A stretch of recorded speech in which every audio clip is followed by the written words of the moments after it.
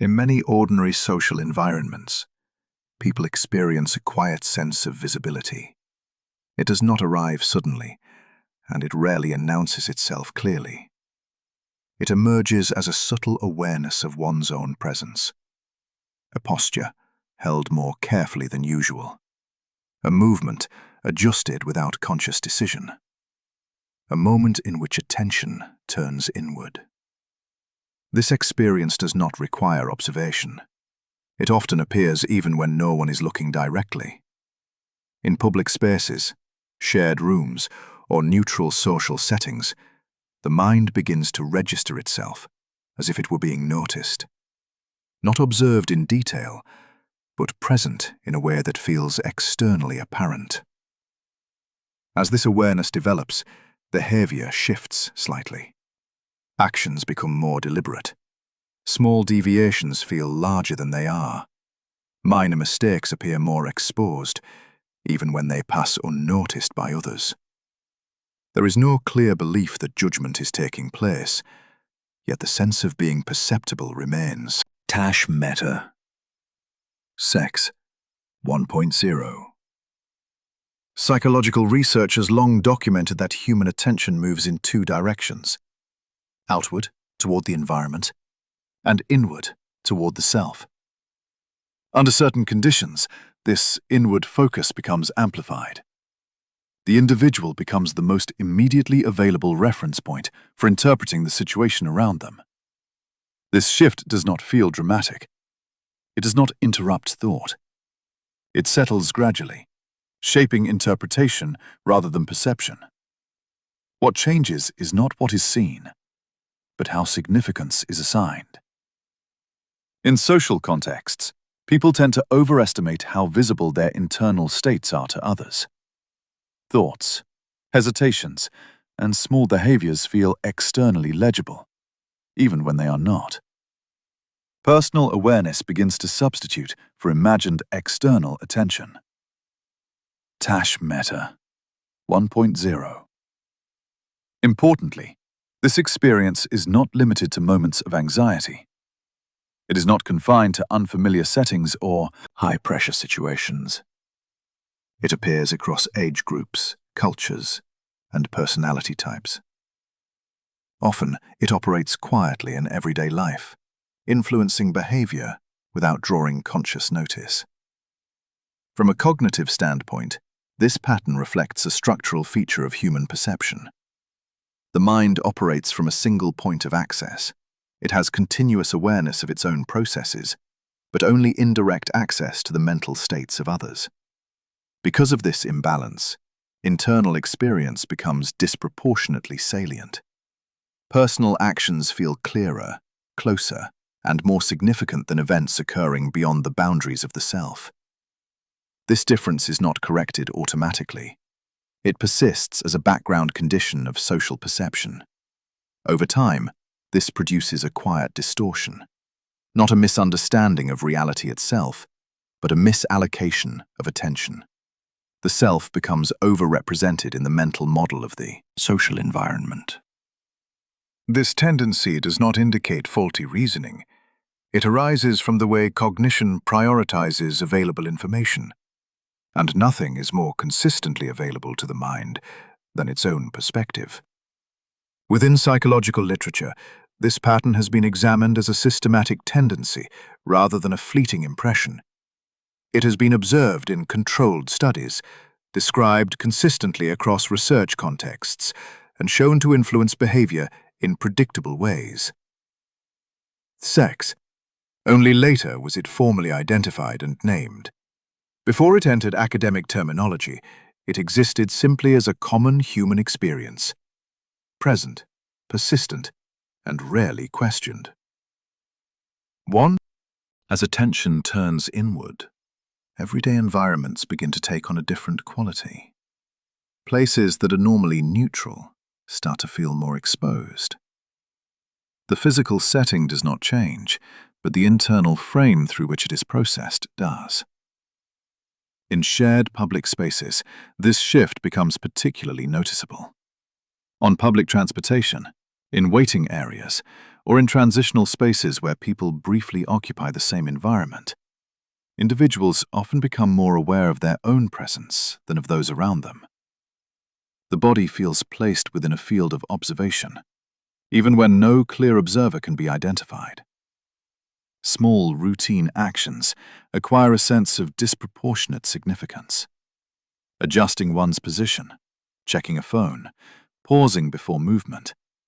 Each action feels as though it leaves a trace, as if it registers beyond the individual performing it. In professional settings, the same mechanism appears in a more structured form. Meeting rooms, offices, and shared workspaces encourage an awareness of role and presentation. Here, attention is often directed toward alignment with expectations rather than toward direct observation. Even in the absence of scrutiny, behavior is subtly regulated by the assumption of visibility. This does not require explicit evaluation. No comment needs to be made, nor feedback needs to be given. The mere possibility of being noticed is sufficient to alter behavior. Sex. Importantly, these environments are not inherently demanding attention. They are often routine, familiar, and predictable. What creates the sense of exposure is not the setting itself, but the cognitive interpretation of one's position within it. In these moments, attention becomes unevenly distributed. A disproportionate amount is allocated to one's own actions, posture, and timing. Meanwhile, the behavior of others fades into a general background. Their movements are registered only loosely, without the same level of detail or concern. This asymmetry rarely feels obvious while it is occurring. The individual does not consciously decide to monitor themselves more closely. The process unfolds automatically, guided by internal availability rather than deliberate choice. As a result, personal actions are experienced with heightened clarity. They feel deliberate, noticeable, and exposed. At the same time, the actions of others are perceived as diffuse and indistinct. This contrast reinforces the impression that one's own presence stands out more than it actually does. The effect is subtle, but persistent. It does not produce alarm. It does not require emotional intensity. It simply reshapes the internal balance between self-focused and environment-focused attention. Over time, repeated exposure to such situations strengthens the internal association between social presence and visibility. The mind begins to treat being among others as a condition in which one's own behavior must be monitored more closely. This monitoring is not imposed externally. It is generated internally as a byproduct of cognitive structure. Crucially, this pattern does not arise from social failure or misjudgment. It reflects a general tendency rather than an individual weakness. The same process can be observed across different contexts, independent of confidence, competence, or familiarity with the environment. What appears as heightened self-awareness in these moments is better understood as a shift in attentional weighting. The mind assigns greater importance to information that is most readily accessible. And within any situation, the most readily accessible information is one's own experience. This creates a quiet but consistent bias. Individual becomes the most detailed element in their own mental representation of the scene. Others remain present but less defined, less immediate, less salient. At this state, the experience remains unnamed.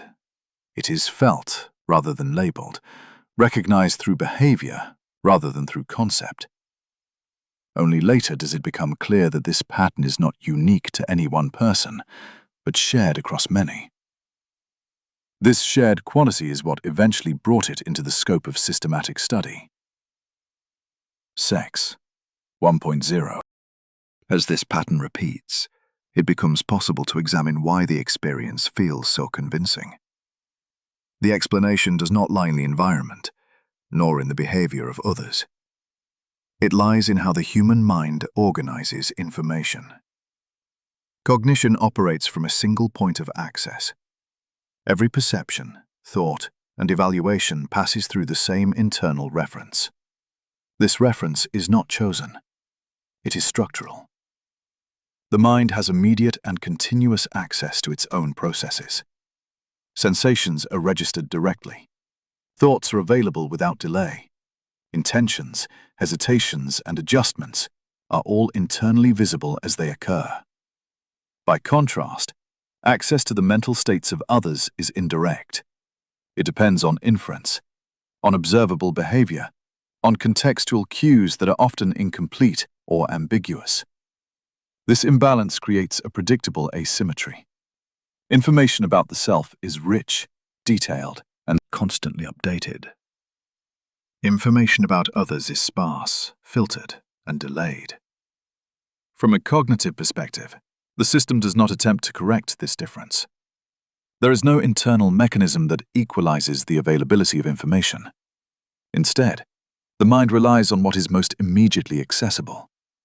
As a result, personal experience becomes the default reference point.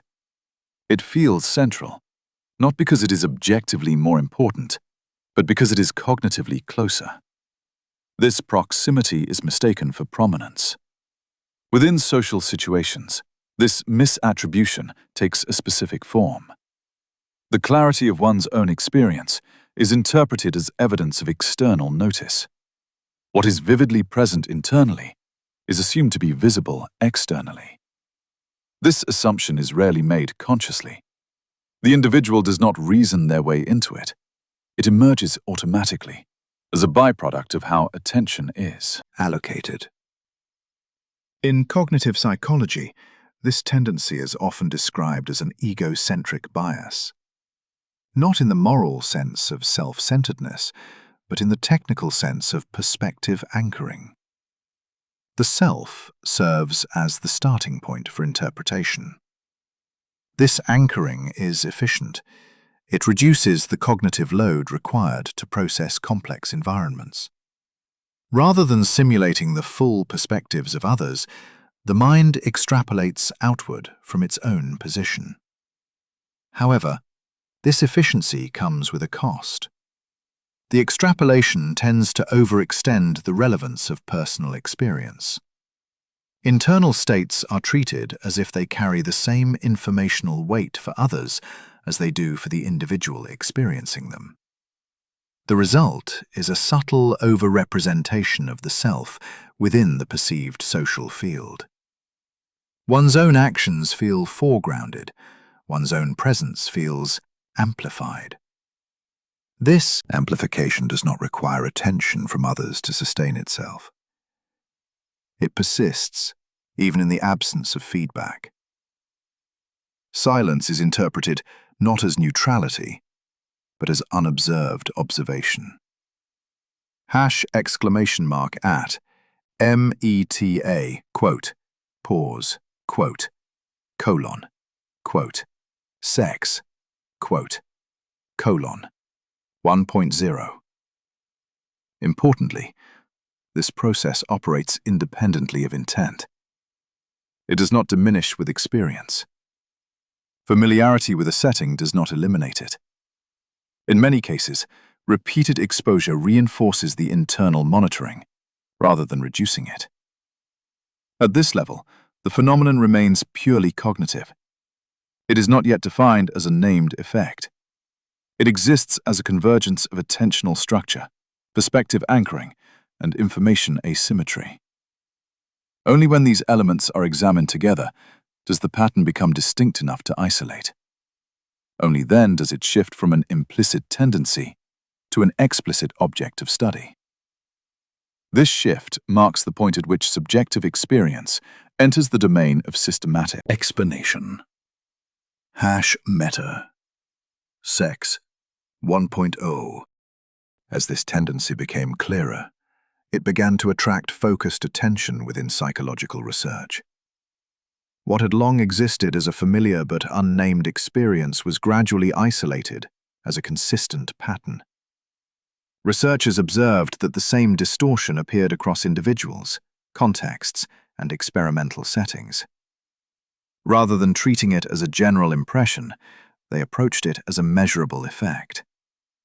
The aim was not to explain subjective feeling alone, but to determine whether the perceived visibility of the self could be shown to exceed actual observation. In the late 1990s, this line of inquiry was formalized through a series of studies conducted by Thomas Gilovich, Victoria Medvec, and Kenneth Savitsky. Their work focused on how individuals estimate the degree to which their appearance, actions, and internal states are noticed by others. Across multiple experimental designs, participants were asked to predict how salient they would appear in social situations. These predictions were then compared with the perceptions of observers. The discrepancy between expectation and reality proved to be both consistent and systematic. Individuals reliably overestimated the extent to which they stood out. They assumed that features which felt prominent internally would be equally prominent externally. In practice, observers noticed far less than participants expected. This gap between perceived and actual visibility was not random. It followed a predictable pattern, aligned with the cognitive mechanisms already described. What was most accessible to the individual's own awareness was treated as if it were equally accessible to others. To describe this tendency, the researchers introduced a specific term. They referred to it as the spotlight effect. The metaphor was deliberate. It captured the sense that individuals experience themselves as standing under a focused beam of attention, while the surrounding environment remains comparatively dim. The term did not imply that attention was truly directed in this way. It described the subjective impression created by internal salience. The spotlight existed within perception, not within the social field itself. #! At META, quote, pause, quote, colon, quote, sex, quote, colon, 1.0. Importantly, the concept was not framed as an error to be corrected through awareness alone. It was presented as a natural consequence of how attention and perspective interact. The effect did not arise from poor judgment, but from the structural limits of social cognition. Within this framework, the overestimation of visibility became understandable rather than anomalous. When individuals serve as the most vivid element in their own mental representation of a situation, it follows that they will assume a similar vividness in the minds of others. The spotlight effect, therefore, does not suggest that people believe others are constantly watching them. Instead, it reflects a quieter assumption that what feels noticeable internally must carry comparable weight externally. This distinction is central. The phenomenon is not driven by paranoia or exaggerated concern. It operates below the level of explicit belief. In experimental contexts, even when participants were informed of the effect in advance, its influence remained. Knowledge did not eliminate the bias. The internal distribution of attention continued to favor the self. This persistence reinforced the interpretation that the spotlight effect is not a surface-level misunderstanding. It is a byproduct of how perspective is anchored. The mind cannot step fully outside itself when estimating what others perceive. As a result, the sense of being seen remains compelling, even in the absence of evidence. The experience feels intuitive because it aligns with the way information is structured internally. At this point, the phenomenon can be clearly identified, not as a passing impression, but as a stable feature of social cognition. A feature that shapes behavior quietly, without requiring conscious endorsement. From here, its implications extend beyond the laboratory. Once the spotlight effect was clearly defined, attention shifted toward understanding how it operates under controlled conditions. The question was no longer whether the effect existed, but how reliably it could be observed, and under what circumstances it became more pronounced. To examine this, researchers designed experiments that compared perceived visibility with actual observation. Participants were placed in situations where they believed their actions or appearance would be noticeable. Observers, meanwhile, were asked to report what they had actually noticed. In one commonly cited design, individuals were instructed to enter a room while wearing clothing they believed would attract attention. Before doing so, they estimated how many people would notice this feature. Afterward, observers reported whether they had noticed anything unusual. The results followed a consistent pattern. Participants predicted a high level of noticeability. Observers reported far less awareness than expected. The discrepancy between expectation and reality was substantial, but predictable. What mattered was not the specific feature being tested, but the internal salience it carried for the participant. When an element felt prominent internally, it was assumed to be prominent externally. The actual distribution of attention in the room did not reflect this assumption. Similar findings emerged across variations of the experimental setup. Changes in appearance, minor deviations in behavior, or momentary hesitations were consistently overestimated in terms of their visibility. Observers, however, remained largely focused on their own experiences or on general features of the environment. These outcomes highlighted an important point. The spotlight effect does not depend on dramatic or unusual actions. It operates even when the stimulus is minimal. Its strength derives from internal awareness rather than external reaction. Meta Sex 1.0. Further studies examined whether social evaluation intensified the effect. Participants were placed in contexts where evaluation seemed possible but was not made explicit. Even under these conditions, estimates of visibility exceeded actual observation. The presence of others alone was sufficient to sustain the bias. Notably, the effect did not disappear when participants were told that observers would be distracted, nor did it vanish when observers were given competing tasks. Internal salience continued to guide expectation, regardless of situational details.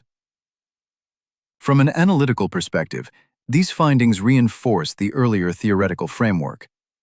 Attention remained anchored to the self because self-related information was the most accessible. External attention, even when present, was diffuse and limited. Sex 1.0. Importantly, the experiments did not suggest that individuals were irrational in their estimates. The overestimation followed logical extensions of available information. What was missing was not reasoning ability, but access to the perspectives of others. This distinction mattered. It separated the spotlight effect from simple error or miscalculation. The bias emerged not from faulty thinking, but from structural asymmetry in information processing. Across studies, the same conclusion emerged. People experience their own actions as more visible than they actually are. This experience remains stable across different settings, tasks, and participant groups. The experimental evidence therefore supported a broader interpretation. The spotlight effect is not confined to specific situations. It reflects a general property of social cognition, observable whenever individuals occupy shared spaces. At this stage, the phenomenon was no longer confined to laboratory observation. Its relevance extended naturally into everyday behavior, into how people move, speak, and adjust themselves in the presence of others. This transition marks the point at which experimental findings begin to intersect with daily experience. As the findings move beyond experimental settings, their relevance becomes visible in everyday social behavior. The spotlight effect does not remain confined to perception alone. It extends into how individuals regulate their actions in the presence of others. In many social environments, behavior is subtly adjusted in anticipation of being noticed. This adjustment does not require explicit evaluation or feedback. It emerges from the internal assumption that one's actions carry social weight. One of the most consistent manifestations of this process is increased self-monitoring. Individuals become more attentive to how they move, speak, and position themselves. Attention that might otherwise be directed outward is redirected inward, toward managing appearance and timing. This inward shift does not necessarily produce discomfort. In many cases, it operates below conscious awareness. Behavior feels slightly constrained, slightly deliberate, without being experienced as forced. In performance-related situations, the effect becomes more pronounced. Speaking in front of others, contributing to group discussions, or completing tasks in visible settings often heightens the sense of exposure. Actions that would normally feel automatic begin to feel observed. Sex 1.0. Importantly, this does not require actual scrutiny. Even in environments where attention is distributed or minimal, individuals may still experience themselves as standing out. The internal representation of the situation carries more influence than the external reality. This heightened self-awareness can influence decision-making. Individuals may hesitate longer before acting. They may avoid minor risks or deviations. They may favor behaviors that feel socially neutral over those that feel personally expressive. Such patterns are often interpreted as signs of social anxiety. However, the spotlight effect operates independently of clinical classification. It appears in individuals who do not report distress and who function comfortably in social contexts. What distinguishes the effect is not emotional intensity, but attentional focus. The mind allocates disproportionate resources to monitoring the self. As a result, social behavior becomes more regulated than the situation objectively requires. In group settings, this regulation can take on a collective quality. When many individuals simultaneously experience heightened self-awareness, overall interaction may appear restrained. Each person monitors themselves, assuming that others are doing the same. Yet from the outside, little of this internal activity is visible. Observers remain largely occupied with their own experience. The mutual overestimation of visibility continues unnoticed. This dynamic contributes to a subtle paradox. Social environments feel more evaluative than they actually are.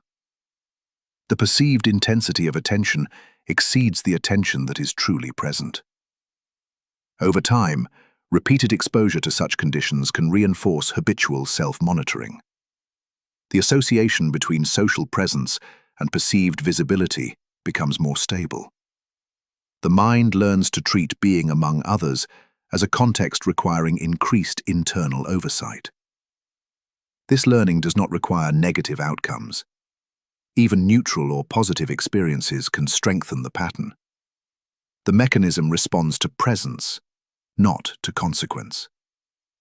At this level, the spotlight effect functions as a background influence. It shapes behavior quietly, without producing clear signals of its operation. Most individuals remain unaware of its role, attributing changes in behavior to situational factors instead. Understanding this influence does not immediately alter it. The attentional bias remains in place, continuing to guide behavior in familiar ways. What changes is not the experience itself, but the clarity with which it can be recognized. From here, the question shifts again. Not toward behavior alone, but toward why this tendency feels so persistent across time and context. Why it remains compelling, even when its limits are understood. Sex 1.0. The persistence of this experience invites a deeper explanation. Its strength cannot be accounted for by situational factors alone. Even when circumstances change, the sense of visibility often remains. One reason lies in the way human cognition evolved to manage social environments.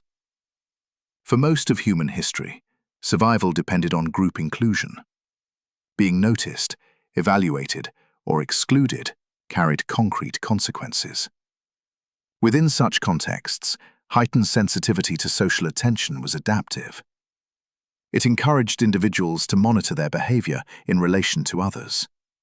It reduced the likelihood of actions that might disrupt group cohesion. Although modern environments differ significantly from these conditions, the underlying cognitive mechanisms remain. The mind continues to treat social presence as potentially consequential, even when immediate risk is absent. This evolutionary background does not imply constant fear or vigilance.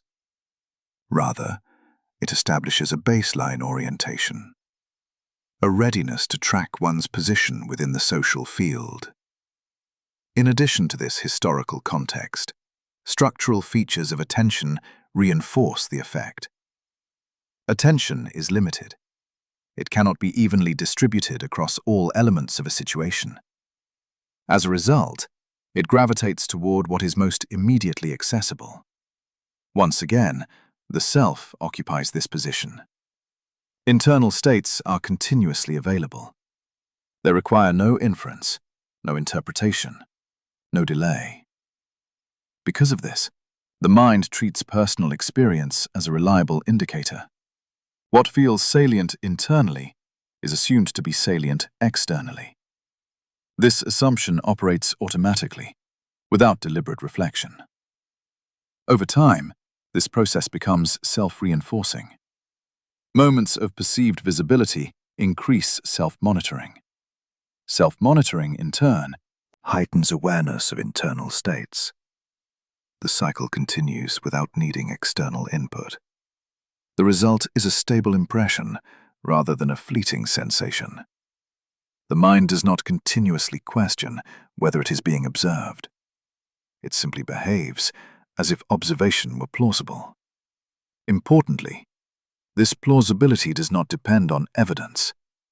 It depends on internal coherence.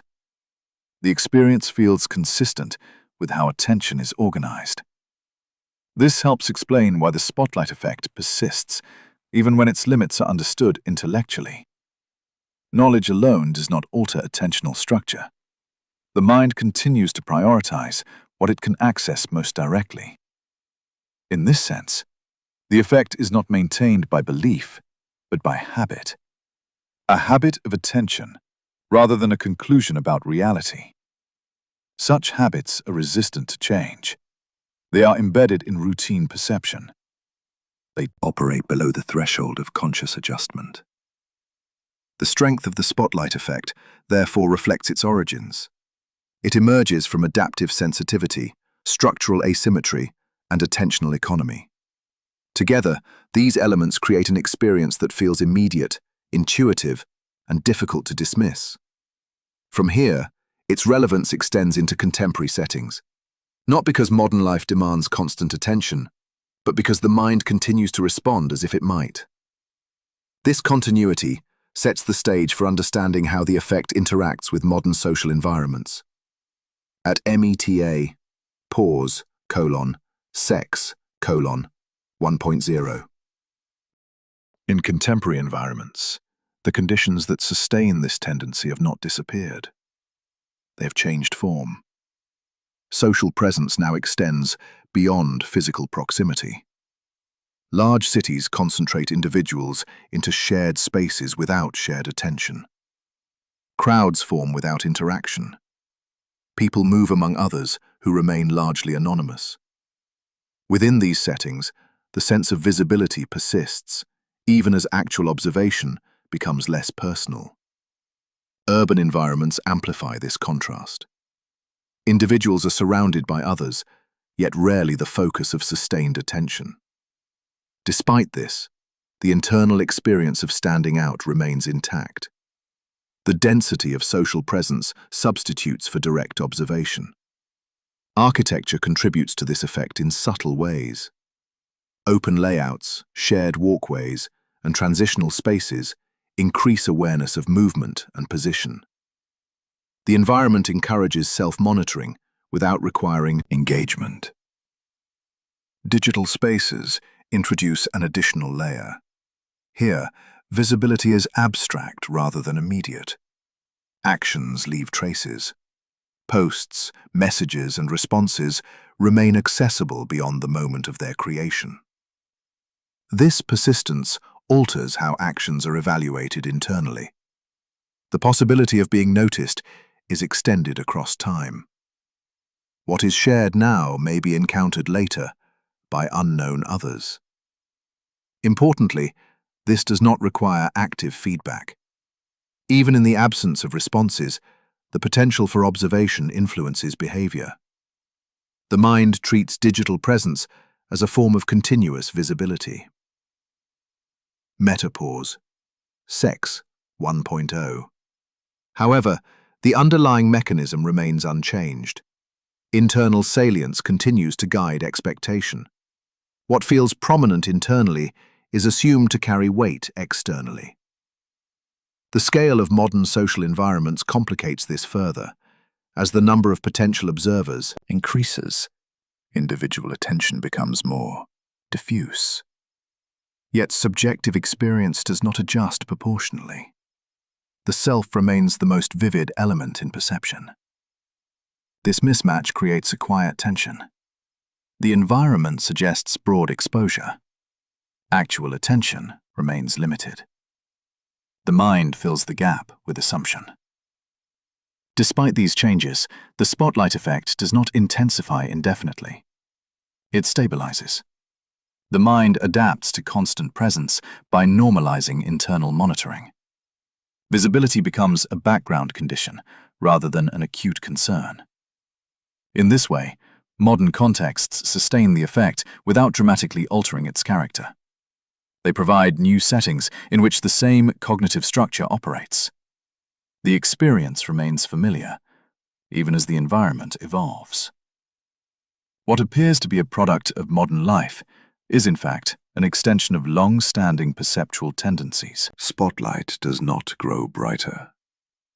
It simply follows the individual into new spaces. Sex 1.0. As these spaces become habitual, the experience fades into the background. It continues to shape behavior, but no longer demands attention. It becomes part of how social reality is quietly navigated. From here, the focus begins to soften, not toward explanation, but toward resolution through understanding, rather than instruction. 1.0. As the analysis draws outward, attention gradually loosens its focus. The detailed examination of mechanisms gives way to a quieter perspective.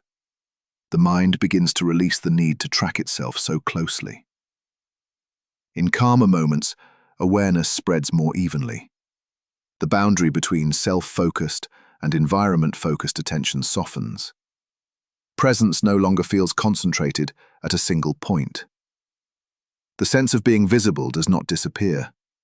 It simply recedes. It becomes less urgent, less demanding of interpretation. What remains is a more balanced distribution of attention. Actions occur without being immediately evaluated. Movements regain their ordinary scale. They pass without requiring internal commentary. This shift does not require effort. It is not achieved through correction or control. It emerges naturally when attention is allowed to settle. In these moments, contrast between internal and external experience becomes less pronounced. The self remains present, but no longer dominant. It occupies the scene without defining it. Social environments feel quieter, not because they have changed, but because interpretation has slowed. The need to assign significance diminishes. What once felt exposed returns to its ordinary proportions. This easing reflects a fundamental capacity of the mind. Attention is not fixed. It shifts in response to rhythm, context, and cognitive load. When demands lessen, monitoring relaxes. The spotlight narrows. Its beam softens. Nothing dramatic marks this transition. There is no clear moment of release. The change is registered indirectly, through a sense of spaciousness rather than resolution. In this quieter state, understanding does not function as instruction. It does not ask to be applied. It simply alters how experience is framed. The mind continues to operate as it always has. It still centers itself. It still privileges what is most available. But awareness of this structure changes the tone of experience. The sense of constant visibility loses its urgency. It becomes one feature among many, rather than the organizing principle. As attention slows, the background grows more present. Sounds blend. Movement becomes less segmented. The environment no longer feels like a field of evaluation. This is not the absence of the spotlight. It is its quiet integration, a return to proportion. From here, the narrative does not need to conclude in certainty. It can remain open, present without demand. As the night continues, the mind remains active in its own quiet way. It organizes experience, not to resolve it, but to maintain coherence. The sense of being seen settles into the background, neither denied nor emphasized. What once felt pronounced returns to scale. Movements regain their ordinariness. Presence becomes simply presence, without added meaning. The structures that shape attention do not disappear. They remain part of how perception operates, but their influence no longer defines the moment. In shared spaces, people continue to pass one another with minimal awareness. Each carries a complete internal experience. Most of it remains unseen. The social world functions through this imbalance. Clarity within, opacity without. Neither requires correction. Understanding this does not change behavior directly. It changes orientation. What felt exposed becomes familiar. What felt central becomes contextual. The spotlight, once noticed, no longer demands attention. It remains a feature of perception, not a condition to be managed. Its presence is acknowledged, then allowed to fade. In quieter hours, this recognition settles naturally. The mind loosens its grip on interpretation. Experience continues without commentary. Nothing concludes. Nothing needs to. The process remains ongoing, as perception always is. What remains is a steadier awareness of proportion, of how much is seen and how much is simply felt. The night holds both without distinction, and the mind, for a while, follows.